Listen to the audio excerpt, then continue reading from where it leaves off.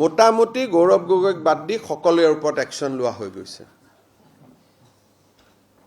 এজনে পাকিস্তান প্ৰেমী মানুহ বাছি আছে তাৰ বাদে কোনো বাছি থকা নাই বাকি সকলোকে আপুনি যদি চাই আকৌ এটা মই দিছো সুখোই 400 কিনুতেও কিন্তু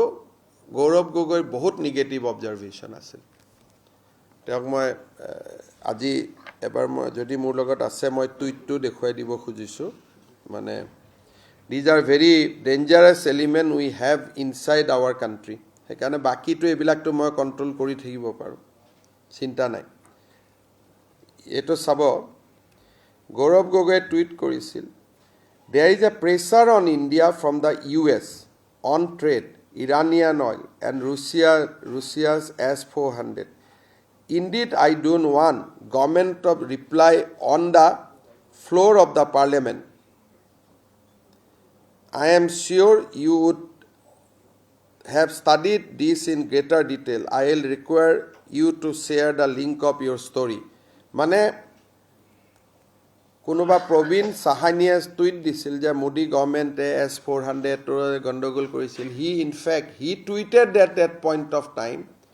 saying that Modi is under pressure not to purchase S-400 but you have seen that we have today all the S-400 system.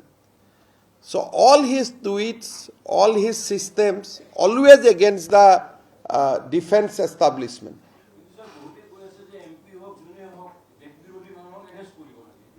কৰিম আপোনালোকৰ মৰম বিলাক কমিব লাগিব না মইতো এৰেষ্ট কৰি দিম এতিয়াতো যাক এৰেষ্ট কৰিছো আপোনালোকে নিগেটিভলি লিখা নাই এই জায়গাত এৰেষ্ট কৰিলেতো আপোনালোকে নিগেটিভ কৰি দিব সেইকাৰণে 10 ছেপ্টেম্বৰলৈকে প্ৰমাণখিনি আহক আৰু অবজাৰভেশ্যনত আছে বেয়া কাম যাতে একেদিন কৰিব নোৱাৰে আন্ডাৰ সাৰ্ভিলিয়েন্স আন্ডাৰ অবজাৰভেশ্যন থাকিব গতিকে বাকি পাকিস্তান প্ৰেমীটো সকলোকে আমি হ্যান্ডেল কৰিয়ে লওঁ এবিলাক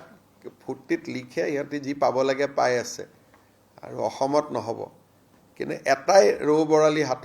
হাতত পৰা নাই আৰু হেতুৱে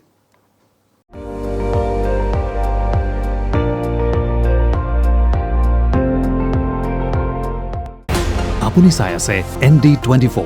সৰ্বশ্ৰেষ্ঠ নহয় সৰ্বোত্তমৰ দৌৰত